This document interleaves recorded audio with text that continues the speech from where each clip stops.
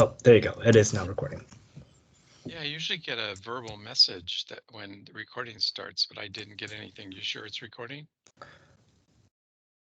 Yes, the indicator is live. Okay. All right. So again, sorry for the delay, folks. Thank you for being here to our May Minneapolis Advisory Committee on People with Disabilities meeting. I think first off, if we can go around and identify and introduce yourself and your ward. I'll start. This is Ken, Chair, and I am from Ward 3. This is Nick with NCR, Neighborhood and Community Relations. I could just go down the list and make it much easier for folks. So next up is Mandy. Hi, this is Amanda Temple from Ward 1. I actually don't show that it's recording either. That's odd. I have the indicator and it says that I started recording. Okay. Yeah, I'm gonna trust that that's working. Thank you. Yep. Next up is Nikki. Just a quick introduction. I'm one of the interpreters today. Phil. Hi everyone, Phil Burke, and I'm representing Ward 10. T. This is Dee. I'm another interpreter for today. Danielle. Danielle Elkins. I'm the mobility manager for Department of Public Works. Yasna. Hello, Yasna Hadjistanik, Transportation Planner, Public Works. Harvey. Hello, I'm Harvey. I live in northern Minneapolis, also represent our deaf community. Amy. Hi everyone, Amy Morgan with Minneapolis Public Works, here to talk about the Tactile Edge. Great. Thank you everyone for your patience. Ken, that's everyone on the list. Okay. So let's see. We're not going to do the adoption of the agenda or the minutes. I think we'll just go ahead with our presentations. And at the end, that's not on the agenda is I do want to give a brief and an update with what's going on with the no parking minimum ordinance that was passed by City Council and talk about some next steps. And was there anything else that we were going to add to that update, Nick? No, that's it. Okay. And I just have an announcement at the end as well. Okay. All right. Okay. We'll continue. So mobility hubs. Danielle and Jasmine, which one of you want to go first? Danielle, I'm going to be speaking Okay. for most of it, and I'll be walking through the PowerPoint that was shared previously. Okay. Take it away. Thank you. It's great to be back meeting with the committee and giving an update on our mobility work. We now have kind of a new official team within Public Works that we call the mobility team that is covering shared mobility, which is including shared bike and scooter devices, but also includes the work we're doing around connected and automated vehicles, personal delivery devices, or any drones or urban air mobility, as well as mobility as a service, which is a concept about the integration of trip planning and payment around different types of mobility and how you can get kind of better access to these modes and streamline the modes and services and the payment of that within a system. So Yasna and I were going to talk to you guys mostly about the Mobility Hub project, where we're at now, about to start the third year of the project. It's going to give you an overview of that, and then also give an overview on how the scooter season went last year and a little bit of what we're planning on this year, and then hopefully have a little discussion and get some feedback as well. So for mobility hubs, this is our third pilot year. We went from about 12 locations in 2019 to about 25 last year, and we're looking about 25 or 30 in this season. This is potentially our last pilot season, trying to use as much information as we get from this pilot to inform our capital program as possible. And doing a lot of expansion on what does the mobility hub look like? What is the branding? How do you interact with it? How does it provide more information to riders within the community? What is a mobility hub? We define it as a place where people can connect to multiple modes of transportation that make their trip safer, more convenient, or more reliable. So it's a place that usually is anchored by transit, but you can hopefully predictably find other modes of transportation as well. And the assumption is that the more modes that are developed as we get to different types of maybe autonomous shuttles or electric vehicle car share programs, that they will start to add more modes to the mobility hubs over time. It also includes a lot of hopefully other amenities that make riding these different modes more comfortable. So we're looking at lighting concepts, safety improvements to intersections, seating areas, potentially other types of amenities like restrooms or package locker systems, wayfinding, helping you to understand when is the next bus coming, where is the closest pickup stop or something like that. And we're kind of testing a lot of these amenities now to see, based on certain locations, what amenities make more sense and provide the best improvement for that location. And we've worked with an artist over the last kind of year and a half to try and paint the picture of what we want the future of Minneapolis to look like in terms of mobility and providing these new amenities and making it more accessible, and explaining to people also how to interact with these and make sure that they stay clean and accessible for everyone. So hopefully some of these visuals will start to, we're going to be using them a lot in educational materials. We're updating our website right now, and hopefully that can be helpful in telling the story. So in terms of what we've tested so far, there's furniture elements I mentioned, signage. If you see the blue, some people call them the Swiss cheese blocks around town, that identifies where the mobility hubs are. We've done some planting. We've done a lot of engagement events as well. So trying to get people signed up for the low-income programs that Nice Ride and the scooter companies have, as well as Metro Transit's Transit Assistance Program. We've also been working with Hennepin County Libraries to improve access to human services. And during COVID last year, we were giving out job information and face masks and hand sanitizer as well, and kind of piloting what other services we can bring to these hubs to reduce trips for people. And then one of the things we're working on is testing of different types of bike and scooter parking, so that we're consolidating these vehicles and making sure that they're in the public right of way, but in a way that's not obstructing movement for anyone else. And then another thing that we've been testing is an ambassador program. So we are partnered with local organizations to maintain these areas and also help us with engagement around these different programs. So teaching people how to ride the different modes, sign up for them, sign up for the low-income programs, and teach them proper riding behavior, parking behavior, and partnering with local youth as well. And we're going to be doing this program again this summer, where we've got it in essentially 3 areas where our mobility hubs are concentrated, which are mostly in our areas of concentrated poverty. So North Minneapolis, Northeast, and South Minneapolis. And we've got a few extra partnerships and programs that we're going to be doing this year, one of them with Lake Street Council as well.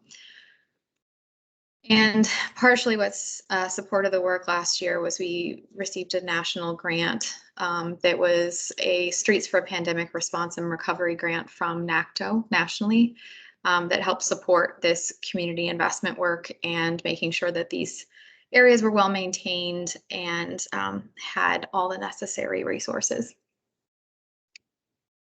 One other thing we've been really looking at is using scooter data to understand how the mobility hubs are impacting ridership. And this is the first year that we really saw a connection between where the mobility hubs were and how programming also impacted ridership. So we found that if there was a mobility hub installed, it increased different modes ridership. And if we did programming at that site to educate people about proper riding and getting them signed up for low-income programs, that also increased ridership. So it's good to see the results. For this year, like I said, we're really going to be testing the features that are hopefully to be more permanent within our capital program, looking at signage, lighting, lockers, parking aspects, wayfinding, and then continuing the ambassador and engagement programs to get more people signed up for the low-income programs and educate them about proper riding and parking.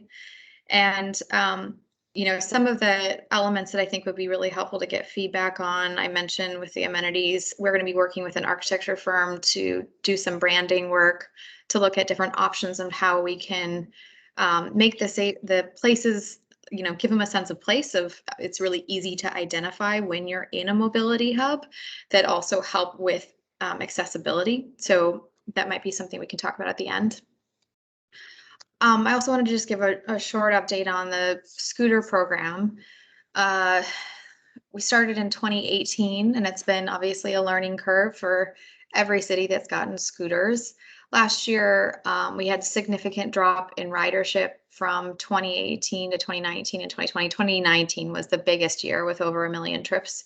Last year, we only had about 140,000 trips, primarily because of the pandemic and stay-at-home orders, as well as no one really commuting to work anymore. And we have a lot of these that were previously commute trips, and also people visiting the city a little bit less as well. So we're really curious to see how it goes this year, how our ridership and our parking behavior turns out.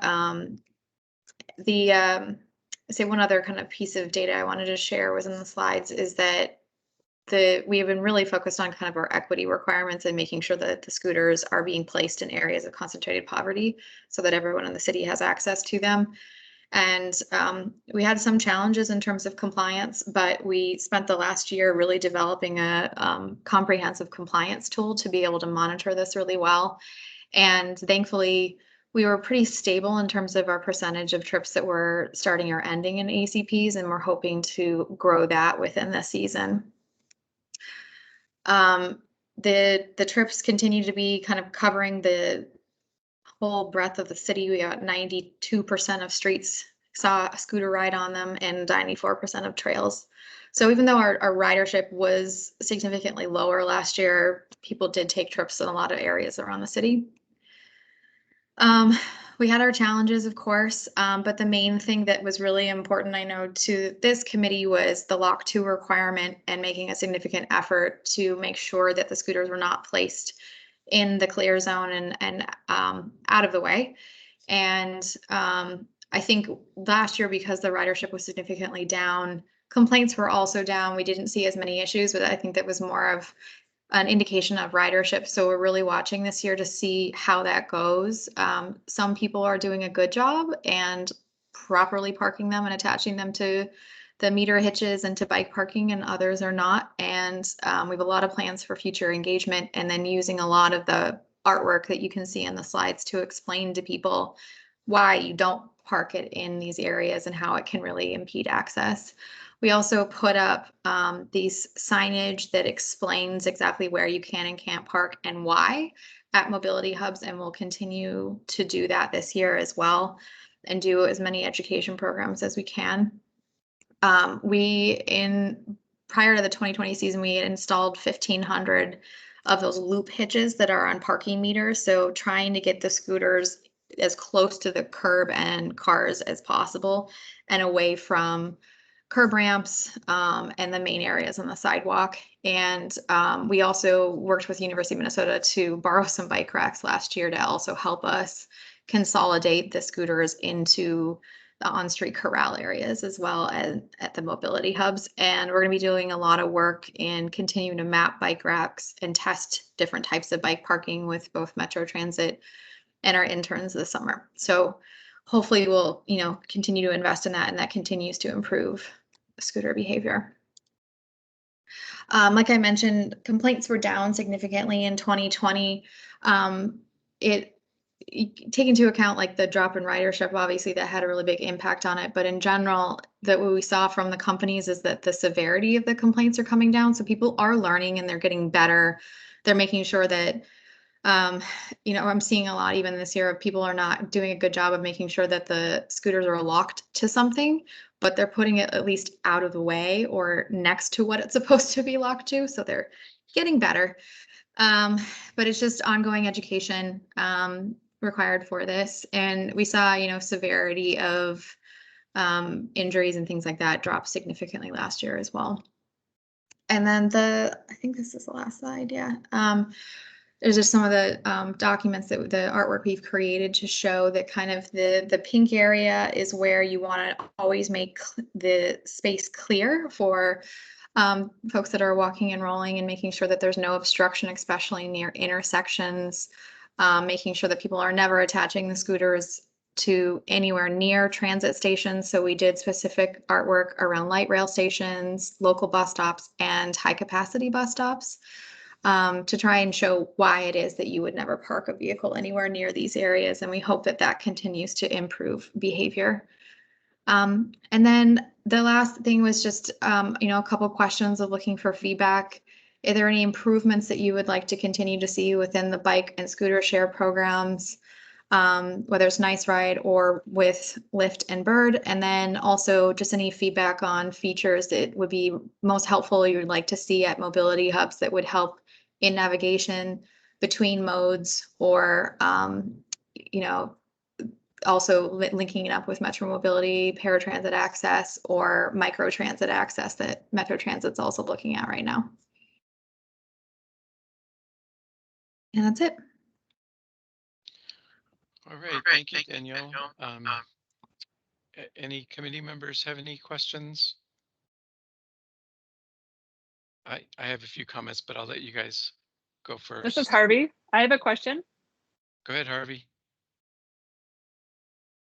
Maybe we could make things wider for the NFL football. You know how they said they have those big legs and hips, so maybe we could just make them wider. And many of the people on scooters have such those narrow little lanes. Maybe we can make them bigger for people. I don't know. What do you think?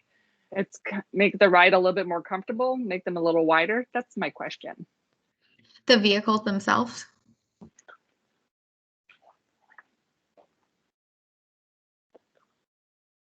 You're talking about scooters, right? Yeah, so that you're talking about expanding the size of the actual scooter?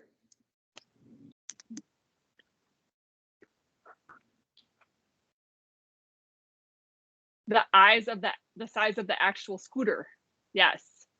Okay. Or your feet stand on the scooter. Yeah, there are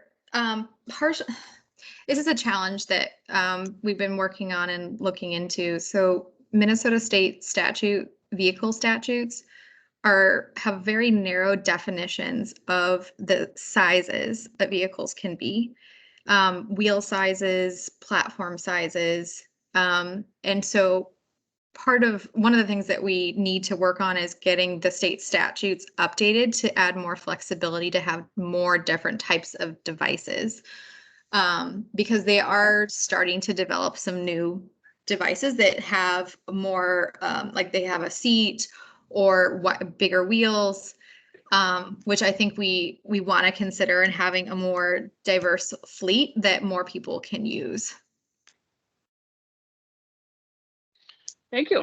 Yes, that sounds good. I'm looking forward to it. To have one of those that's a little bit bigger wheel, because when I'm on those scooters, whoa, it's a rough ride. I'm just saying, whew, yeah, those small wheels. It takes quite a bit of time to get comfortable with the center of balance on them. I understand. Mandy has her hand raised. Okay, Mandy, go ahead. So I first want to thank Harvey for mentioning the comment about the fleet. I think from an intergovernmental affairs process, there could be some recommendations by MACAPOD,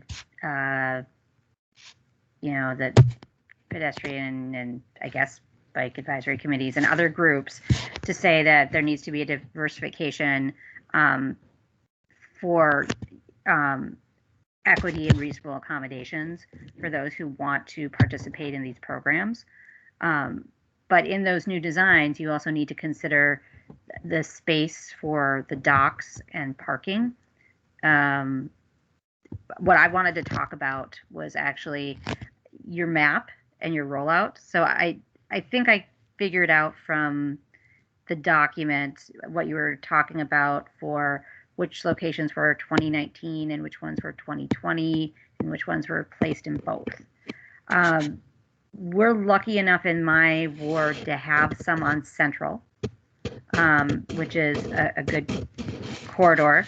Right now we have some construction on Johnson, and that construction on Johnson is diverting a lot of traffic down 18th and Central from the freeway. It is not necessarily a good spot to have one of the locations this year. Are you working with other folks in Public Works to identify when these locations need to be moved or reallocated during periods of construction? Yes. So we are actually setting meetings right now to have that exact conversation because construction is impacting a number of our locations and has in the past as well. We do have at least the flexibility with some of these that if the construction ends at some point, we can move things over there since it is all still temporary. Nothing is, besides the night ride dock stations, nothing is really permanent. So we can move things pretty easily and we're pretty adaptive about that. I would say for that northeast section too, we've got a minimum of 25 scooters are supposed to be placed in that area at any time, but we adjusted the number this year because we got some feedback that it was feeling a little bit cluttered. That would be correct. As a block leader, I would say that, and that we've been seeing a lot blocking the accessible path of travel, especially being dumped by the senior high rise, where we have individuals with a higher level of limited mobility and Are you seeing an ability to move them out of the way. Are you seeing it happening this year or was it mostly last year? Oh no, it's already started. Okay, that's good to know. So I can provide that feedback. We've had some near misses this year already due to the construction, which will be, like I said, taking place, the reroute, that's even rerouting Metro Transit buses down this path. So for the next 3 years, so it really needs to be moved either further down or things rotated further up. In addition, we're seeing with the construction, not of roads, but of new high-rise apartments, we're seeing a different base of individuals who would want to use these services and have docking stations closer to them. Have you incorporated in your disbursement the spots that have new tenants due to the new buildings? Because we have new buildings further down on Central, all the way into the 3rd Ward, that we're seeing people take the scooters all the way down there, and they don't have those docks. Depends on if it's in that ACP area. I'd have to look at the map, but one thing that does connect in with the new TDM ordinance is that we're giving new developments that are high density like that credit for putting in more of the bike parking to support that, which then would make it an ideal place for them to place them. It's a really good question though. I want to look at maybe where the boundaries of that ACP are versus the new construction, and then we were also updating our bike parking map to make sure that they're being deployed to areas where the infrastructure is there to support it, to make sure that it stays out of the right of way, especially near, like you said, the senior towers. And so last sort of question, is that why that you don't have any deployed on University in Northeast, where we've also seen an uptick of new development? I'm trying to picture where the boundary of that ACP is. That might be it. Yeah. Right. That's where I was having trouble as well. I don't know if you need to revisit some of those based on the new density during the course of your pilot, or what your parameters are to do that. Yeah. But again, we're seeing in an uptick of new building, there are accessible units, and we want to be responsive to that too. So I'll end there. Thank you very much. No, it's really helpful. The ACP areas have changed dramatically because the density and development has changed dramatically, which is why I reduced the numbers of required scooters for that area in particular because of the changes. So that's really good feedback to help us adjust that going forward. Thank you. Anyone else before I have some? I'm sorry, this is Mandy again. We just got regrets from Evan, and he apologizes that an urgent issue has come up. Okay. Thank you for sharing that, Mandy. Appreciate it. Any other comments from anybody before I jump in?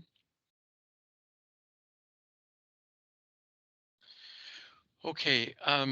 So my first comment, so are the hubs going only in ACPs?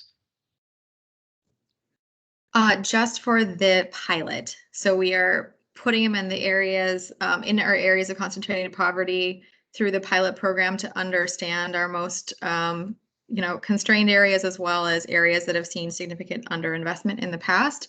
But the full capital mobility hub program would be covering the entire city and eventually the entire Twin Cities region with Metro Transit. Okay. All right. And one thing I want to just share is when you use the word accessibility, it's a different meaning of the word than we typically interpret when we hear the word accessibility.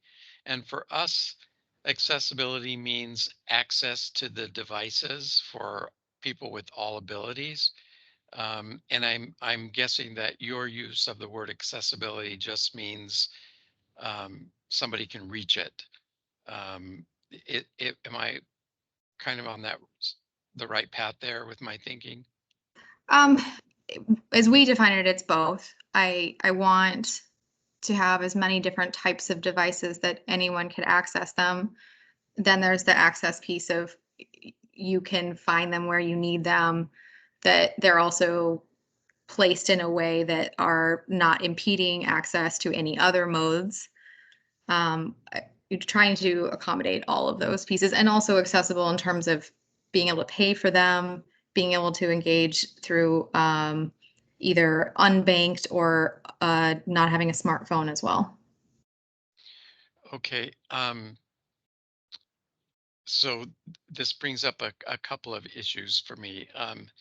So in previous years, when we've had reports on the upcoming season with scooters and bikes, we have been told before that there was going to be an effort to involve vehicles or scooters or bikes that were also usable by people with disabilities. Now I heard in your presentation today that because of specification limitations, that puts that in question. So where are we with accessible vehicle types for people that might need a different type of vehicle? And can someone that uses a wheelchair access one of these scooters? So it's a couple different pieces. So there's on the one hand, the request that we've made for updates to the state statute that would allow more flexible scooter type vehicles. There are also a lot of adaptive bikes that are allowed under the code. And, we saw a lot of budget cuts and issues last year. And so partially in my programming for this year, And with anticipation, hopefully, of receiving ARPA and federal funds, I've made requests to try and diversify our fleet. I don't have any answers yet. We're still receiving federal guidance on what we can spend the money on.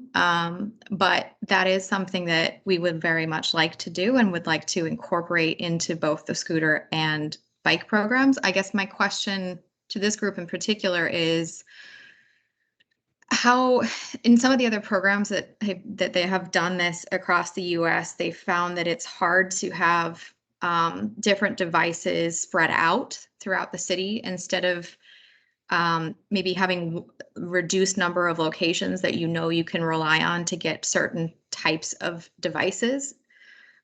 Is it more important to know that there's a lower number of places that you can find these devices consistently, or having a reservation system that would allow you to reserve it in advance to know that it will be there for you?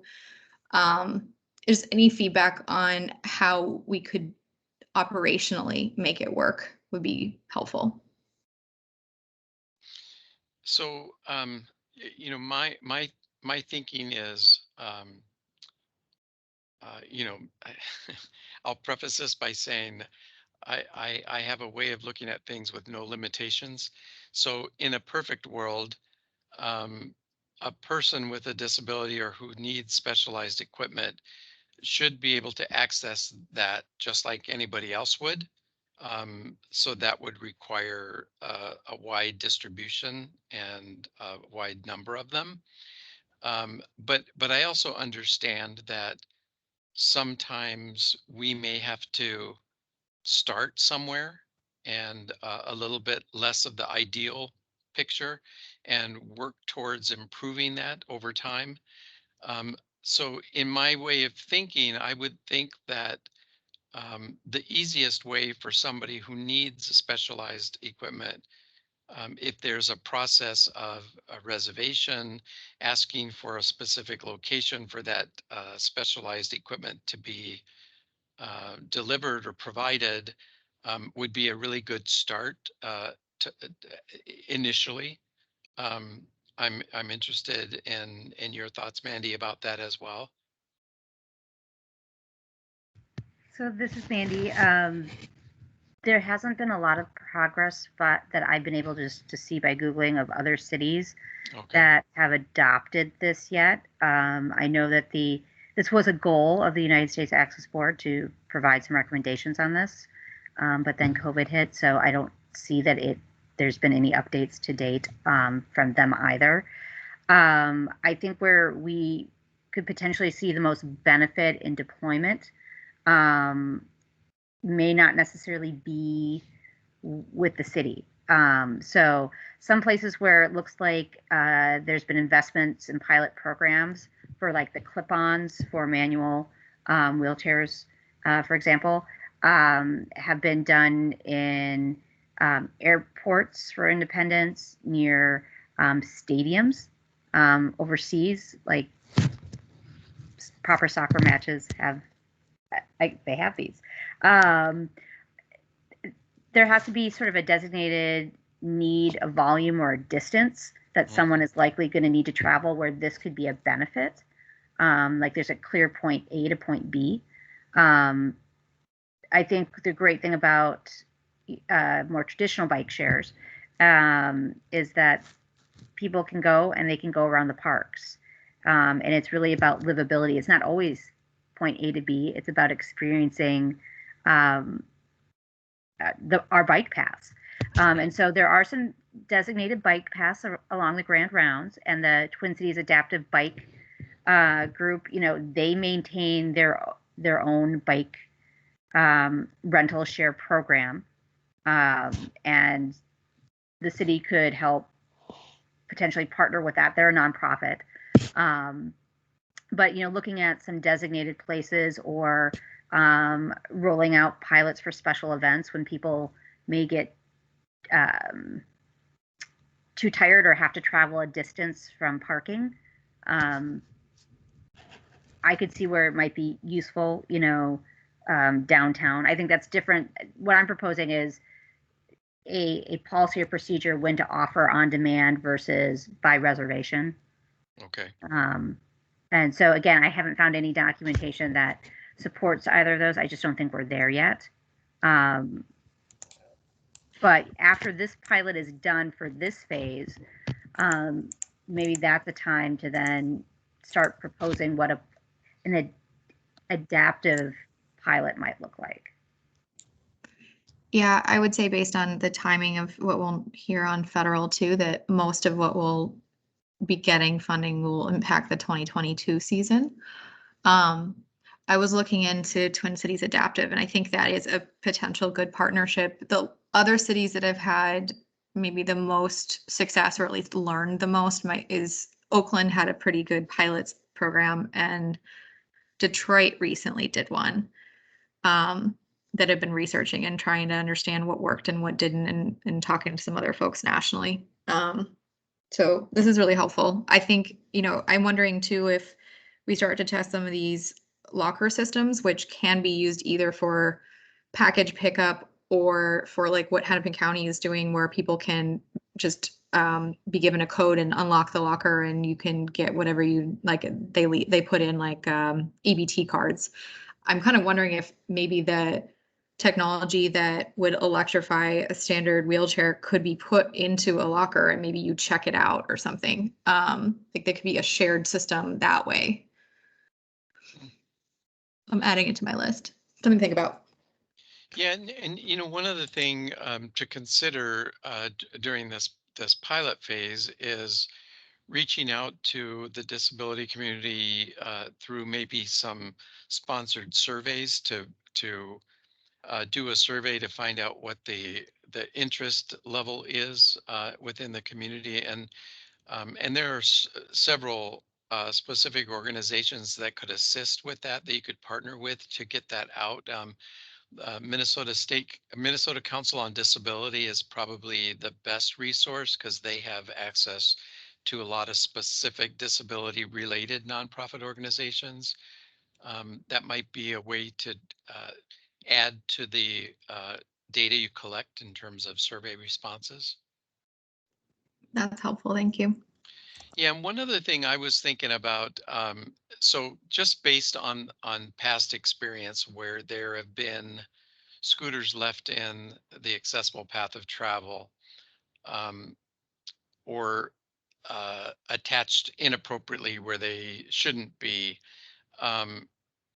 you have the ability to identify who the user was that left it or put it in a bad spot. Is that correct? The companies are the only ones that have the information on who is actually leaving it. Okay. Because I wondered if, so let's say somebody leaves their scooter in a non-appropriate space. Having that information about the user, perhaps a requirement could be put in place before the user gets to use another device. They are required to have some education, meet with one of your interns that provides education or re-education or printed information or accessible information that kind of re-educates the user to what the proper actions are. But you would need access to that. So maybe that's something you could work with the company to develop. Because I think, like you mentioned, people learn over time.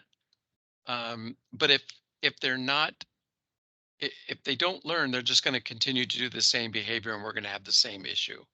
So my concern is to try to figure out a way that can benefit the system by helping educate people better. Because I think, there are going to be a certain number of people that just do destructive things.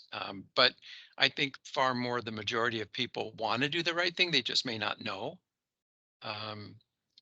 or didn't get adequate education up front.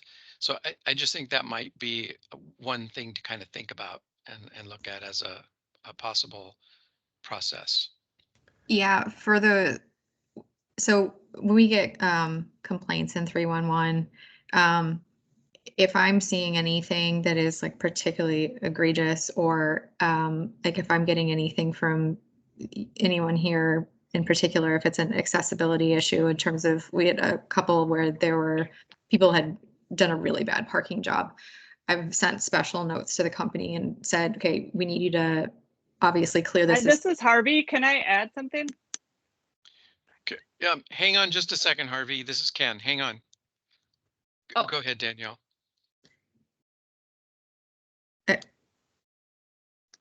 I was just going to say, I'm asking the company to also follow up with the individual that did that particularly really bad behavior, and telling them that they need to have a conversation with this person, particularly about why that was such a problematic behavior. But what we're planning on is, with creating that artwork I included in the PowerPoint, we're redoing the website, but I also want the scooter companies to be using that as educational materials with individual riders, that when they have to take a picture at the end of their ride of how they parked their vehicle. Mm-hmm. So there's, within each ride and case, the companies have their information, their contact information, as well as a picture of exactly what they did, so they can have that conversation with them. And if, there's people that are having particularly like repeat offender of bad behavior, we need to ask them to start looking at penalties. We can penalize them. So if a city employee observes egregious behavior in the right of way, and we take a picture and document it, we can fine the company. So it's in their interest to make sure that their people are parking these and are learning how to do it properly. Okay. Harvey, you want to go ahead? Thank you. Yes, I had my hand up a while ago. So when Ken was earlier speaking about what to do about accessibility for things, and then we moved forward, so I kind of lost my little bit of train of thought. So I had a new thoughts coming up as we were going here. The pictures that you have of some of the rides, that when they take a picture, that sounds like a great idea. Once they're done, that could really improve a lot of things, because I've been doing this for 4 or 5 years. At the last picture though, I was thinking that before a person would leave those scooters wherever, we should have some kind of green light on that scooter that shows that it is parked in the right place. And if it's a red light, that means, nope, you can't park it there. You need to move it to a different location. Some way that we can identify when scooters are in the wrong place, so they can't just dump them. So if it's a green light on the scooter, that means that their credit card is then released and everything's good to go. If it's a red light on there on the scooter, and it's not in the correct location to be parked, then it continues to charge them on their credit card for the time that it's still running. I think that might be a good way to help people say, we don't want to put it in the wrong place. We want to put it in the right place. That's just a suggestion for that. Also, too, I would love to see, just a moment. Oh, tandem scooters or bikes too, where a visual sighted person could be in the front, and maybe in the back seat could be a non-sighted person, could ride along as well. I don't know, that's an option. I know though that it could be the scooter could be a problem though, but because where you're parking, you could take up a lot of space for those tandem kind of scooters or bikes. But if we want those potential tandem scooters or bikes, we could look at ways where the easiest places to make that reservation potentially and get a scooter that way. That might be a good option. Also, I had one more thing. I use scooters. I have used them before. It's been a little bit of frustration for myself, because when I'm looking on the map, there might be one scooter one place and one scooter at another place and one scooter someplace else. And I'm more than willing, because I'm kind of a bad boy, I'm trying to get one of those scooters and then bring it to another place where there's another scooter. Say my friend who could hear, he and I want to take a scooter one place. I admit I've lifted it up and brought it somewhere to go to another scooter. For hearing friends told me I can't do that.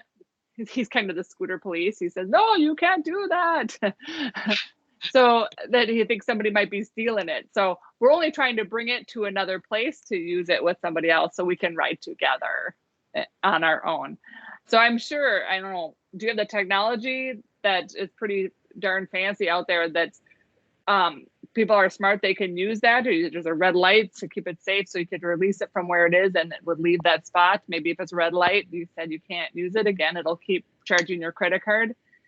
I know, I just think that would be a great idea. Thank you. Real quick, Danielle, before you answer this, we do have also one more question from Mandy, and I just want to do a quick time check. It's 5:34 now, so just want to make sure we get to the next presentation as well. Okay. So this is Mandy. Harvey, I sent you and Ken and Nick just a quick overview of the 3 locations that have pilots or have had pilots recently. Again, Detroit, Oakland, and San Francisco. And I also sent a link to the 7 new adaptive bicycle designs that Lime has done for this year, including a tandem bike adaptive design. So everything that we talked about today, it sounds like Lime is there, but our state statutes may not allow for them to be in a pilot, and it would take some funding and timing to do it for 21 and or 22. So I think, you know, what we could do as Macapod is encourage the city to do an adaptive pilot, much like the 3 other cities that I mentioned, to participate with Lime and work with the state to make sure that the rules and regs would allow and accommodate for such a pilot, with a goal of having that completed at the next earliest season, which may be 2022 or 2023. Oh my goodness, that almost sounded like a motion, but Yeah, did that make sense? It did. As I understand it, the issue is, and Danielle, correct me if I'm misspeaking, but Bird is the only company that won the bid for this year, and Lime did not, is not included. So Bird and Lyft. Lyft. Were both awarded licenses last year and this year. I have the ability to give more licenses, but I think in terms of timing of what we're talking about, the bike share agreement expires towards the end of this year. The scooter program also expires at the end of this year and will be going to a new proposal process. And because this is the first time that bikes are up in 10 years, I can take these things into consideration, and I can, I am taking into consideration all of these different elements in terms of how we write the request for information. Excellent. So this is Mandy, just to be clear, since they're going out to rebid for an RFI, you could put as part of your RFI process a weighted factor to include the potential ability to engage or implement in an adaptable bike pilot. Yep. And at a minimum, in 2020's procurement process, we did ask them to let us know what other types of adaptive scooters they had. The only ones that were presented to us were, on the scooter side, were not compliant with Minnesota statute, but it doesn't mean that any on the bicycle side, those might still be compliant. That would be on a case-by-case basis that we'd have to make sure that it complies. But I think that we definitely will. Okay, so to summarize, there's 2 approaches that I believe that the group is recommending. One is to, again, include that with different language in the RFI process.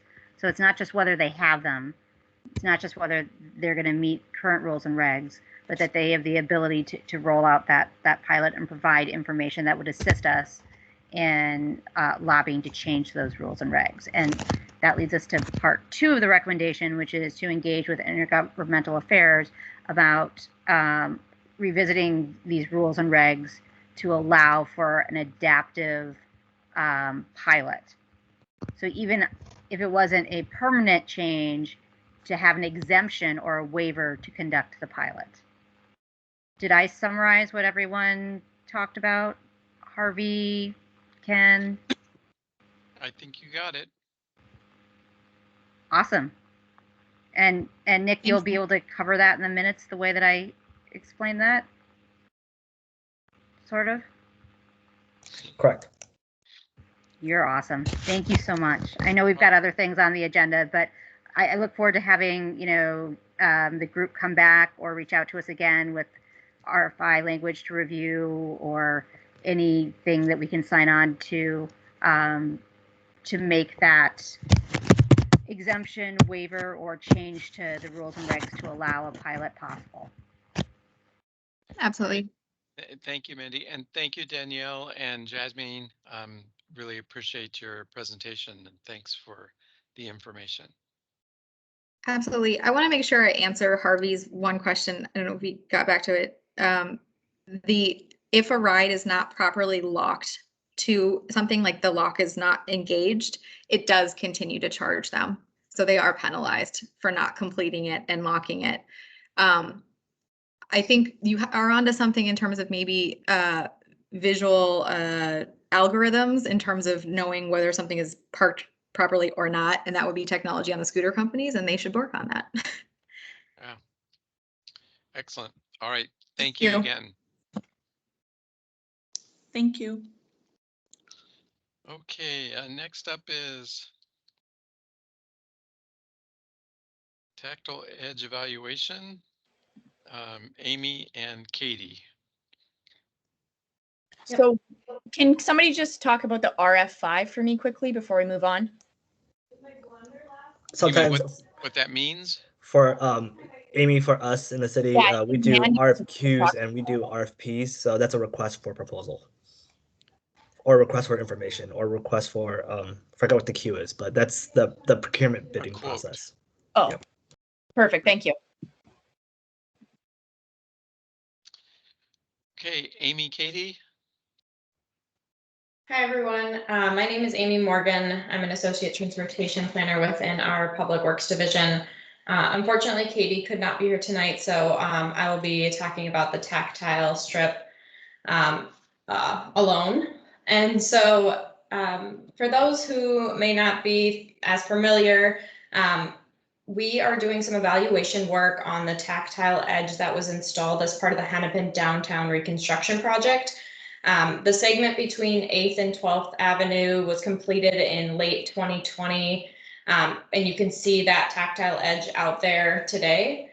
Prior to the implementation of this project and this treatment, our project design team did a lot of research looking into best practices and national guidance around how best to design for multimodal. And so through that research, it focused a lot on how to separate different users, minimize and manage conflicts between people walking or biking or rolling, and how to have a legible treatment as well. And so through that research, it was recommended that we install a detectable or tactile edge between the bikeway and the sidewalk where they're directly adjacent to one another. And some benefits of doing this is having a detectable edge that guides pedestrians to cross at designated locations. You have, it's accessible in terms of being able to walk or roll over while still being detectable by canes. And it also maximizes the sidewalk width, the usable sidewalk width, since it does not require an offset distance from the bikeway, whereas some other treatments do require that. And so we know that through this research, this treatment type has been shown to be successful, but I will note that there's limited research in terms of its effectiveness within the United States, and definitely a lack of sufficient information and data on how this treatment specifically performs in winter climates and winter conditions, specifically looking at the materiality of it, how it stands up to winter maintenance, the freeze thaw cycles, and all of that. And so what we're doing currently is evaluating this tactile edge, trying to see how does it function in real life conditions so that we can help inform future projects that may include this treatment type. And so there's two main questions that we are looking to answer through this evaluation work. First, is the tactile edge functioning as it was anticipated? Is it successfully delineating space between the bikeway and the sidewalk? And is the design and the material of the treatment standing up to winter conditions and winter maintenance? And so within this evaluation work, we're looking at both qualitative and quantitative data. We're doing site visits, talking with stakeholders along Hennepin Avenue. We have been to the BAC and we'll be going out to the PAC next month, speaking with you all as well. We've talked to winter maintenance staff, both at the city and those who maintain the infrastructure in front of their properties along Hennepin. And then we'll also be doing some video and in-person observations as well. So today I really just wanted to have a conversation with you all. I know that this is a pretty new treatment. It's only really been in the ground since the end of 2020, and we're now just starting to get the warmer weather. It's also a little bit of a strange year, obviously, with the pandemic, and the downtown area isn't as active as it typically is in an average year. And so we know there hasn't been as many users, but we're still hoping to kind of learn from different users how this infrastructure is working. Are there things that we need to adjust as we move forward and implement this in different projects? So just wanted to open it up to you all for a discussion here. Any comments?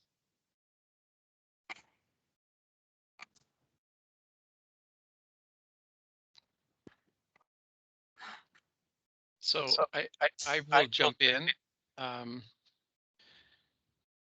So I need a little bit of a clarification. So when you're talking about the installation of tactile edge strips, where are these specifically? Are these on corners? Are they in the mid block? Where are we talking about specifically? They're primarily mid block, and they're in areas where the bikeway and the sidewalk are directly adjacent to each other. So it's really delineating the space between the bikeway and the sidewalk. And I believe that it does not continue all the way to the corners.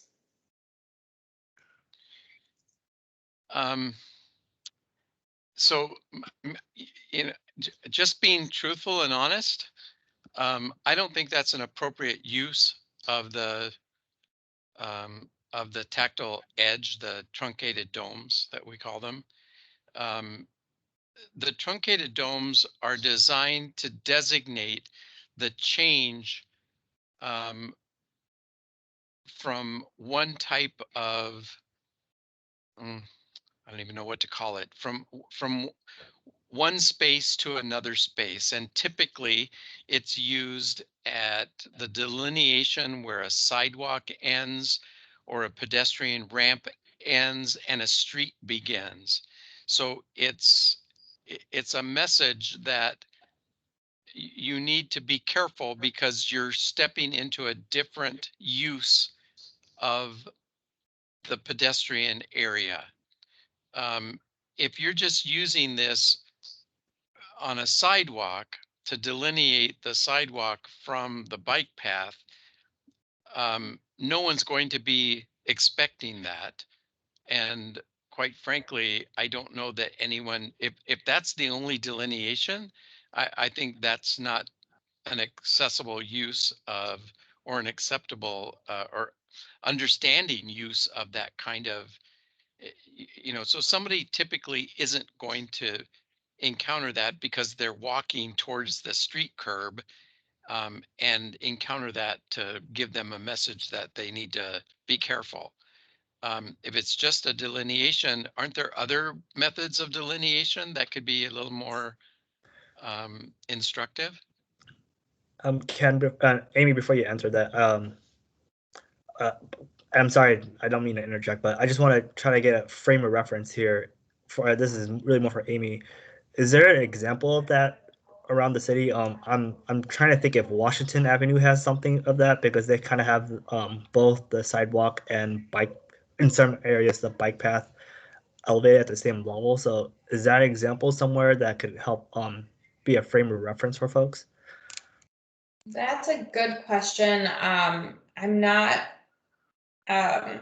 as familiar with the Washington project. I'm trying to picture having used it. I don't think they have this particular treatment. I think they use, I believe they used pavers in part of Correct. it, which Yes. is, it's definitely different from this because it's not. That's true. That's true. Yes. And I think I'm sorry, my thought there was that it's not in terms of material, but kind of I'm sorry, I'm losing my mind here, but kind of feel in terms of some type of difference, I guess, in between the bike path and the sidewalk for folks to note that this is where the bike path is and this is where the sidewalk is. So is this fitting along that same theme? Yes. And so the difference between, let's say, pavers and using this detectable edge is that this edge is detectable by canes and it helps is directional as well. So, but the truncated domes are not designed to be directional. So you're creating a new definition of interpretation for something that has been in existence for quite a while now that users of that don't understand because that's not how they're used. I so first of all, forget the Washington Avenue example because that was a bust. I've been on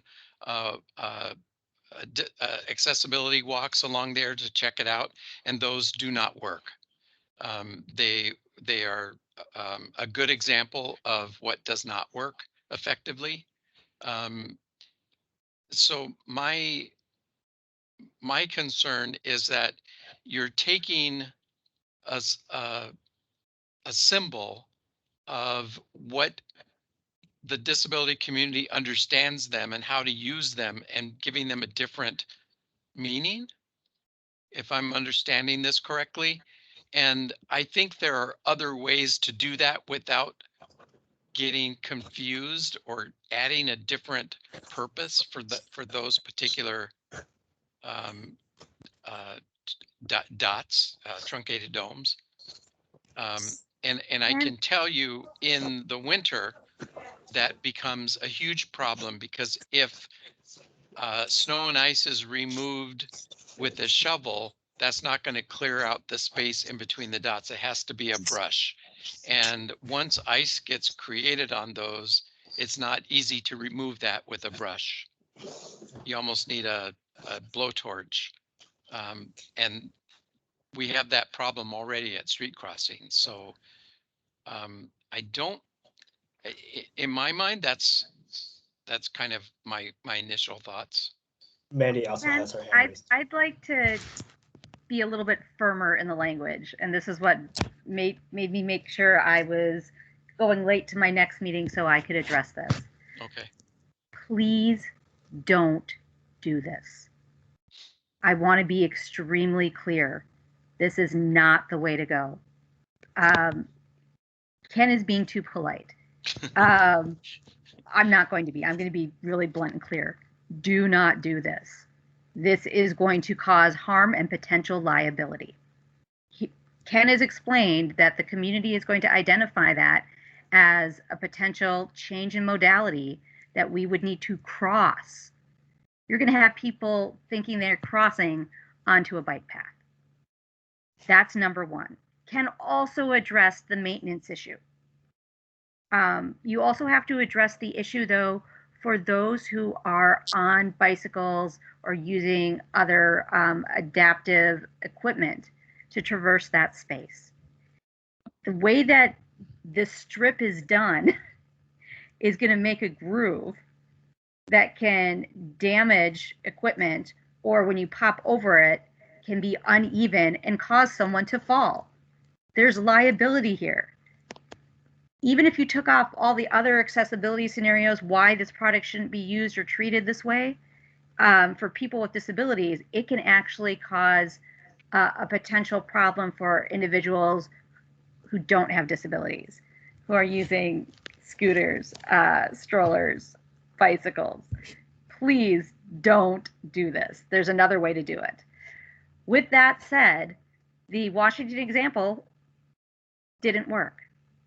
We know that you want to try a pilot, and we commend you for that. I happen to live on a mixed-use sidewalk and bike path where there is no delineation or demarcation, and that's the 18th corridor in Northeast. There are pros and cons to doing this. Using Hennepin as your pilot space may seem like a good idea because of the potential high traffic, but there are also higher risks there. I think that if you want to test something like this and you're really hell-bent on doing it, don't do it there. You've got to have appropriate signage. It's going to fail the winter test. It's going to fail any seasonal test. The way that the horizontal design of the strip will be, any debris.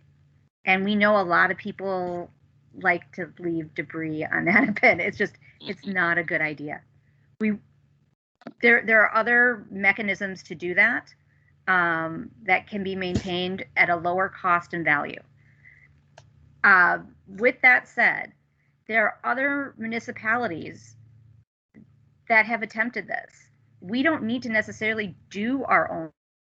We can reach out to other cities and say what worked, what didn't, what feedback, before we start spending city dollars to do something like this. So I'm going to end there because that was a lot. And if that wasn't firm enough, I could go harder. Yeah, and I will just add that I have had several conversations with the folks at the U.S. Access Board, and they are concerned, and rightly so, that the truncated domes are being resurfaced and used as they're not intended to be used. And that has kind of caused them to pique their interest in this whole area. So I wouldn't be surprised if there's some stronger language that comes out of the U.S. Access Board about this type of experimenting with the tactile strips. They have a specific use, and to delineate a vertical change like this is not an appropriate use. So. May I ask a clarifying question? When saying truncated domes, is that specific to kind of the dots, or is that a term that's used for both kind of the long strips as is in the case of this treatment, or it both? So maybe I'm confused. What treatment are you talking about using? So the tactile edge that was installed with the Hennepin downtown project, they're long linear strips. They're not the truncated domes that are kind of at the intersections, at the corners. So they're slightly different. They're don't know exactly how long they are. They're probably about an inch or so. Each strip is about an inch or so wide by probably about 12 to 18 inches long.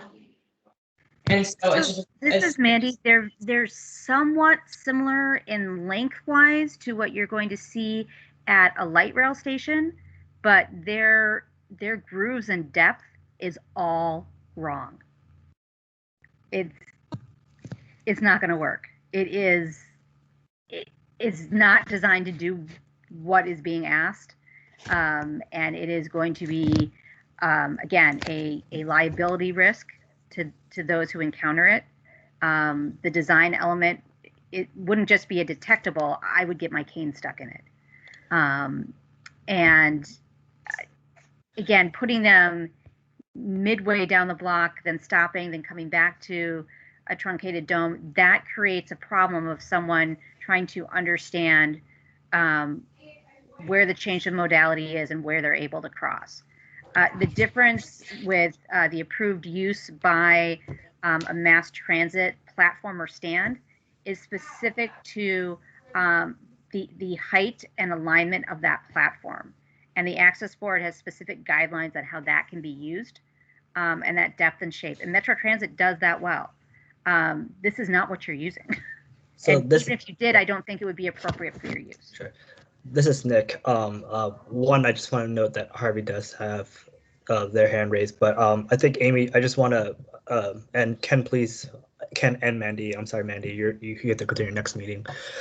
Just for, again, a frame of reference, I think something that Ken and Mandy are noting is that for folks with low vision that are blind, when they use their cane, they learn to, and I'm going to butcher this, so Ken, please jump in. They learn to, when they come across a tactile edge, that signals to them, and that's what their training or their education is, that it's an area of crossing or a specific area to cross or modality, such as Mandy is speaking. So for this particular pilot, we're thinking at a very city level, but this level of I guess education or training is for the community at large, outside of Minneapolis. So I'm hopefully capturing that correctly, Ken. Where I'm trying to say that when they feel this with their cane, it signals that this is a crossing area. Did I say that correctly? Yeah, appropriately? yeah. I think Mandy also addressed this too in her comments, is that you know, especially someone traveling and not quite sure where they are, if they encounter that, they're going to assume that that's part of the ability to cross, and it might be some new method. But I don't know how different this strip is from those at the corners to indicate the change between the sidewalk and the street. But even if it's remotely that reminiscent, that's what a blind traveler is going to be confused about, and they're going to err on the side of this must be where I need to cross. So, and again, I would refer you to the specifications that the U.S. Access Board outlines for the use of this type of material. And I know our committee has in the past recommended. There's a lot of other ways of creating a tactile type of barrier that could be utilized, as opposed to kind of mixing up um, the ideas of this kind of tactile edge. And some of those I would imagine would be a much less costly way to go. The other thing I want to just mention is, so the reconstruction of Hennepin Avenue, I was on a team 2 years ago to look at the intersection of bus locations and the bike lanes and the pedestrian walks. And the bike lane was going to have to move from the street onto the sidewalk, where there are bus stops or bus platforms being planned. That's typically on street corners or near the corners. And so there was a lot of work and research done into how do we differentiate the bus loading area from the bike lane versus the sidewalk. And that's an area that requires pedestrians to get to the bus pad, and they would have to cross the bike lane to get there. And so there was a lot of work done into what makes sense to delineate the bus pad from the bike lane, so people don't think they're waiting for a bus and they're standing in the middle of the bike lane. I would really suggest that you connect with that group. Do you know who that was, Nick? Do you know which group I'm talking about? Yes, they're also in Public Works. I'm drawing a blank on the Was plan. it Simon? It might have been Simon Blensky. Amy. Yes, it was Simon Blensky. Yes. That's the one name I remember. But I was on that, and Margot and I were on that work team, and really helped to delineate some good suggestions on how to delineate those and keep those kind of areas separate. So I would really suggest you look into that and see if that might be something you might try. Ken, this is Mandy. I was on that too. You're talking about remember we had the joint focus groups? Yes, yes. There should be a report from that could be shared. Yeah. But Nick would have to find it. Sorry, Nick. No worries. Yeah. I just want to make sure, I know that folks are quickly having to jump off for other things. Harvey still has their hand raised, so I just wanted to make sure that. I'm sorry, Harvey. Go ahead, Harvey. That's fine. So I just a little bit on the subject of those domes that we're talking, truncated domes. In Stillwater Bridge, I think it opened a couple 2 years ago, they put in a new sidewalk in there. It's the only, same, they have it in Minneapolis too. They do the same thing in there. But the sidewalk, it was brand new. And those little truncated domes were really off and kind of in the middle of the street, or they were a little off. So they moved. So they had them at an angle that really didn't make any sense. And I'm wondering why that happens, because I mentioned that because in the situation over construction season, it's easy to make things a certain way at a faster time. I think they need to stop and have everything just go 100% straight so people don't get confused and start trailing off track. We need to stop that process. Amanda's message of do not do it, I would agree. Yeah. I think that's all I have.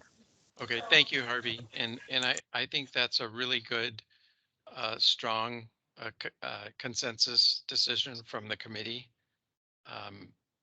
So, and it's a pilot, so it's already been done. But I think I think you've got our opinion on how that works. So.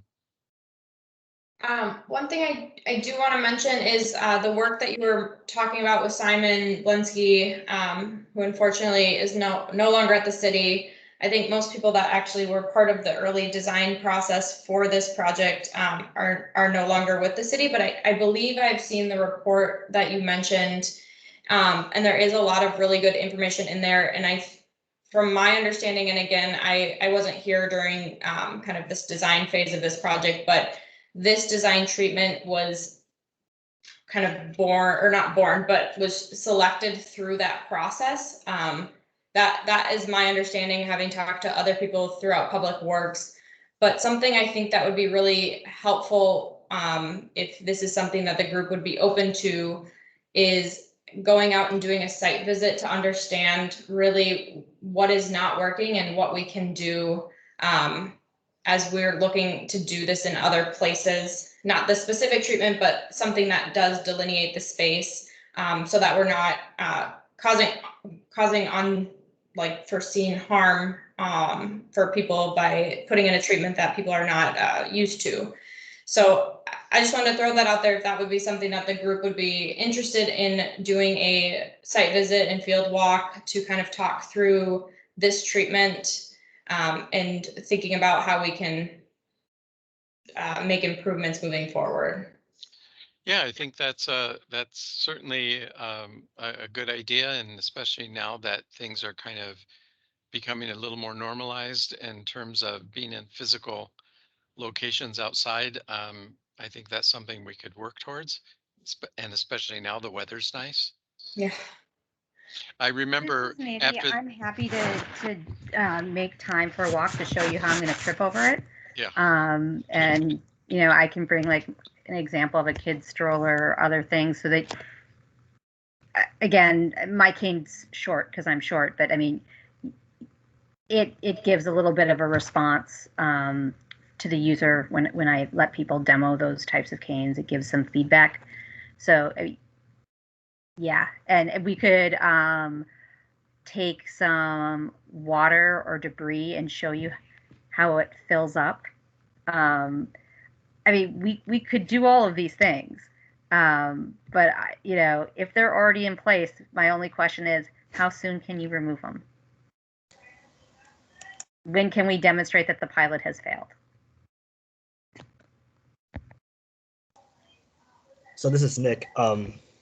Amy, is it possible for you and me to work offline to maybe schedule something, maybe June, for folks to give ample time to prepare for that? And I think with the weather being a little bit better, June feels like it might be easier to schedule that type of, I guess, on-site visit. Yeah, that would be great. I will say I think Public Works specifically is kind of in the process of readjusting their guidance on how we can do in-person sort of engagement or any sort of meetings. And I think they're getting to the point where we're now going to be allowed to do that. So I think June would be a good time frame for that. Yes, and then we could definitely adjust depending on how our public health department views meeting in person and stuff as well. And there are other ways to do this work as well, so we can be flexible. Perfect. Yeah, good. Okay. All Well, right. thank you so much. I really appreciate all of the comments, and I do look forward to getting out there on the site and having more conversation about this. So thank you. All right. Thank you, Amy. All right. Parking. Oh, is this the ordinance? Yes, it is, and we do have 20 minutes left. Okay. And we're down to only you, Mandy, and Harvey. And Mandy, I apologize. You said that you have to hop off, or are you staying? I can stay for this update. Okay. I told them I'd be late. I'll be really brief in giving this. So you may already know, City Council adopted this ordinance.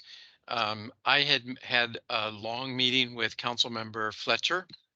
I had expressed our concern and the legal liability that this policy would be putting the city of Minneapolis in. At first, he was resistant to some of the things I was saying, but came around and identified and understood what I was talking about eventually. Um, he I urged him to reach out to the city attorney's office to get an opinion, because I believe the passing of this ordinance, knowing that it has a disparate effect on the disability community, is not a good legal direction to move. And he said he would do that. He also said he would instruct the city staff to reach out to our community so that we could help create some collaboration and figure out an alternative. I really stressed that we were not trying to dismantle, we were trying to advocate, and we want to be a part of the solution. And we're willing to meet and talk and try to figure out something together. He picked up on that and said that that's what would happen. I have never been sought out by staff. So that I was surprised when I read the ordinance had passed. I saw it on the news in the evening, and I was irate. Um, when I learned that when I raised an issue, I got the comment that, well, we fixed that because we added to the ordinance the responsibility that some locations are required then to have a loading and unloading zone in front of their facility. And that just pissed me off even more, because that totally missed the point. A loading and unloading zone is not residential parking for someone with a disability or a vehicle that's equipped that needs special parking. So to me, my whole conversation with Councilmember Fletcher, which was over an hour, just was not either heard or not followed through properly. And So because of that, I have reached out to a disability attorney already. I'm waiting to hear back from her. It's Gilbert Law. I'm also reaching out to the Disability Law Center. I'm working with the Council on Disability to set up a meeting with the the Attorney General's office, and I also am going to create an investigatory complaint with the Human Rights Department, because this ordinance has a disparate effect on the disability community, and that's the premises that I'm going to move forward with. Um, right now, I'm just in the kind of investigatory stage to figure out what our options are. And I'm open to other ideas. Mandy has her hand raised. Go ahead, Mandy. Oh, Harvey, did you have something first? No. Okay. Sorry. So I too was surprised to see that it went unanimous. I did post my disappointment on Councilmember Gordon's page, because my council member doesn't respond to anything. And I actually got bullied on the page.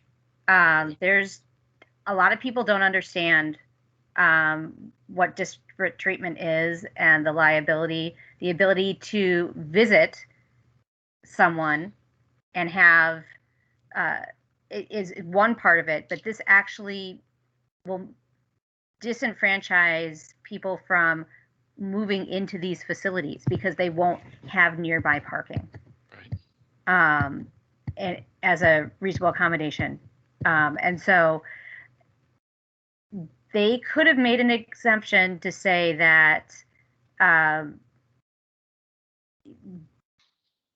that disability parking is still required. So a small bank of visitor and tenant parking for people with disabilities must be present. But they chose to remove all parking. And there are other municipalities who have attempted this. I believe that there's going to be other court cases. I know other people, Ken, who are willing to sign on. I think your approach of engaging the right parties in the state is doing, our due diligence. We can't do that representing the city in any way. Right. But we can encourage the city to work with these partners to discuss, amending the ordinance to resolve the clear disparate treatment. The DOJ is already visiting on a whole host of other issues, including our police. This is an easy one for them to pick up. And I don't think the city's going to want this. And everyone's saying, oh, who's going to take the time to sue? I think that they're unfortunately mistaken.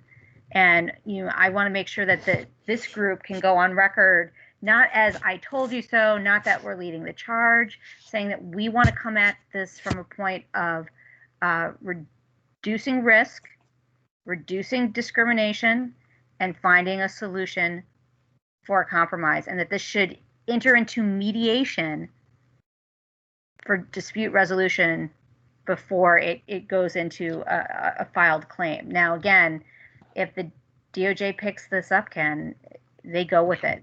That's not an option. Yeah, and so it could jump there at any time. Yes, and so what comes to my mind is, so I don't know if you remember, but I don't remember what year it was. Time doesn't mean anything to me anymore in my brain, but there was. Ken, I'm sorry Yep. to interrupt. I just got my screen reader to read the chat real quick. Joan was on, but then Joan had to leave. Okay. Okay. But right. This was a topic that she wanted to talk about. Yeah. So I would just mention that anything that we discuss here, that we make sure that we share with her. Sure. Sorry for the interruption. Yeah, no worries. So this reminds me of an issue that happened in St. Paul. I don't know if you remember when St. Paul identified the terrible 20 streets that were just really horrible. They needed to be mill and overlaid. And they decided that they would do 10 streets one summer and the other 10 streets another summer. And so when they started doing the mill and overlay on those streets to improve the quality of the streets, the pavement. A mill and overlay requires that when they do the street, they have to upgrade the pedestrian ramps at the same time. And they chose not to touch the pedestrian ramps. So when Margot and I found out about that, we looked into it. And they said they didn't have to do the pedestrian ramps because they were working on an emergency uh, uh, project of fixing the streets. But they still are anytime they do a mill and overlay that touches an intersection, they're required to upgrade the pedestrian ramps. So we brought that to their attention, and they decided they weren't going to do it. And so Margot, myself, and Ray Carnitas what's Ray's last name? Anyway, we filed a formal complaint.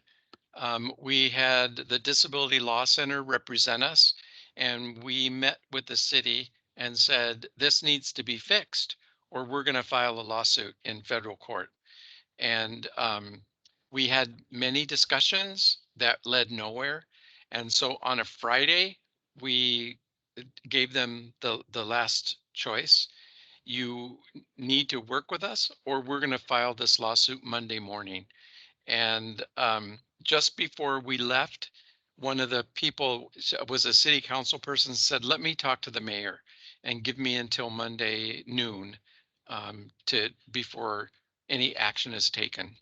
And by that time, the mayor said, you will fix this pedestrian ramps.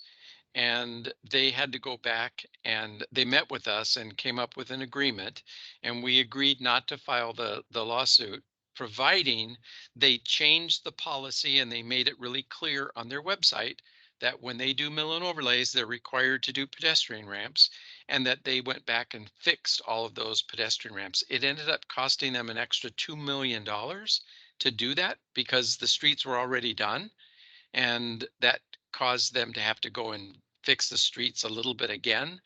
But they learned their lesson. But we had to really kind of meet them at the table. And I think this is a similar situation. So after I get some advice from legal entities, I'll bring that to you all, and we'll figure out what our next step is. But I am so adamant about this. I will do this as an individual citizen because this just can't be allowed to happen. I even had an in-depth conversation with Councilmember Fletcher, identifying that this is a terrific goal to eliminate greenhouse gases, to help the environment, to help people discover the value of public transportation. But I said, we're not there yet. Public transportation isn't perfect. And there are people that can't use public transportation or be out in the cold for any length of time waiting for a bus or a train. And you're making this process now. How about if we look at a transition plan? So we want to get to the place where we don't need to have parking, but we're not there today. Let's transition to it. Maybe eliminate a majority of the parking, but don't eliminate all of it, because we're not there yet. And that seemed to tickle his fancy a little bit, but it didn't make it in the end. So, I really tried to help him understand that we were there to try to help and offer guidance, and that was not accepted. So I think at this point, we check out our options, and what seems to make sense is if we get an attorney or a body that wants to back us, we can file a formal complaint with the city as individuals and meet with them to try to come up with an agreement or an amendment, and then they Ken? will know that we have the law behind us if we need to. This is Mandy. I so appreciate the work that you're doing on this, but this is a time that we're going to have to separate out what we do as the committee Yep. from what we do as individuals. Yeah. So, we can say as the committee, if you want to lead the charge as an individual, when we're discussing the topic as the committee, that you'd have to pass the chair to someone else. And any actions, we'd ask, the process for public access and comment and parliamentary procedure to be maintained for the group. Again, the role of the advisory committee is to advise the city. We can advise the city that we know that even members of our group are interested in resolution that may involve, the court system all the way to federal, regional ADA centers, Access Board, HUD, many others. But that this disparate treatment, the correction of this is not just about the city or county commingling and correcting roads. This really is going to impact developers and be a huge cost to developers if these things have to be retrofitted to add minimal disability parking in. So there's incentive to do this sooner rather than later. Otherwise, if the city grants a permit, the remediation is going to be costly for everyone, and the city might have to front that cost. So what we can do as, again, an advisory group is, if we have exhausted opportunities to talk to council members, the ordinance is currently passed, we can go to the mayor, we can go to different departments and divisions, which include the city's civil rights department and the city attorney. And we can engage in a conversation as the advisory committee, as, a warning, and recommending, come to the table now before it's too late.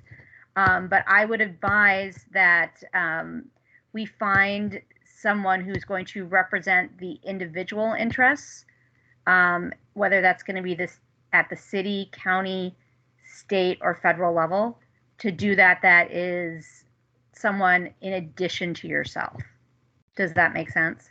It does, and I appreciate that perspective. So at this point, let's do a two-prong action. So let's reach out as a committee to the Civil Rights Commission and begin a conversation there. As in our advisory role capacity, and I'm at this point willing to do that and not deal with council members because they're not willing to listen at this point. They've demonstrated that, so I think going to the commission would be fine.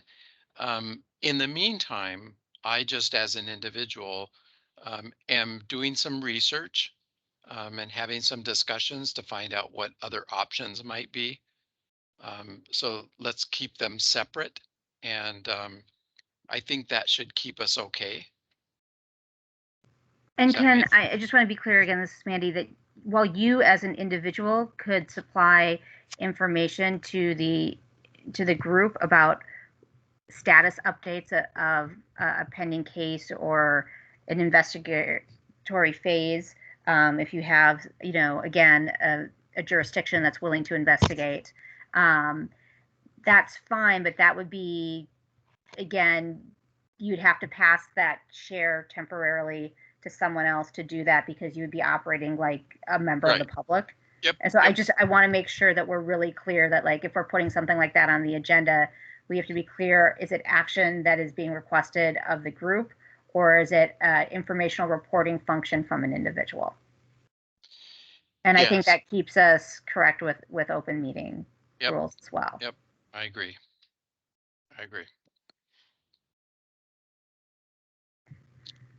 Well, we've got 3 minutes left, and I know that Nick had an update too, so I don't want to bemoan this issue too much. Yeah, I think I might just do mine via email. It was going to be about our, background noise, our neighborhood partnership engagement fund that is being released. So Mandy, you might be probably the most versed in it from this group, but I can provide that via email, and that's completely okay. This is Mandy. I actually think that would be appropriate to do, but if you do send it out via email, could you include information, like even a sentence explaining where, okay, the funds that have to be used by the neighborhoods, there's a set timeline for when they have to use, get the plans approved, which is like July something. I can't remember off the top of my head. And then it has to be used all by the end of the year. These are fast-tracked projects. And my biggest concern is that the inclusion of accessible features of these spending projects isn't being addressed in the plan modifications. And I think, again, we're not here to tell all the neighborhood associations what to do. That's not our role. But what the city could do, because the city has to review each neighborhood association's planned modifications, that's the city's role to advise them on, did you consider the accessibility and compliance? Do you have the funding to support that, the timeline, and those components to your project? Yes, I hear that. That's something we could have a conversation on the side. I believe that's different from what I was going to send information on. But yes, this one is a community nonprofit or base organization partnering with the neighborhood to do work. And I can just detail that inside the email and stuff as well. My bad. Didn't mean to hijack it. So there's one other thing I just want to add to the discussion here, and it's about the IRA access on the mall and in the city buildings. So it's clear to me that has stopped because there have been quite a few complaints been voiced on blind lists, and so some people are really not happy that all of a sudden it stopped. And I'm identifying to people that it was a pilot project, and I'll get more information out to people. But in the meantime, I want to also, I'm sharing this with everybody, is that Metro Transit has undertaken a project to provide IRA access in their entire Metro Transit system for blind users to be able to use at no cost. This is going to be set up as a pilot project again, and there'll be research gathered and then a report done at the end of the pilot project to evaluate how effective this has been. But it's the entire system in the Twin Cities for that Metro Transit runs. So it's quite extensive. And that there isn't been a date identified to roll that out yet, but it will be probably at the beginning of the summer. So I just wanted to share that. So at this point, it doesn't make sense for the city to redo Nicollet Mall if Nicollet Mall is going to be covered under Metro Transit's work. So I just wanted to share that. We re-upped everything. So we can have a conversation offline about that as well. Yeah. Okay. Yeah. Okay. And if there's nothing else, I'll entertain a motion. Well, we don't need a motion to adjourn. We're informational. So we are officially adjourned.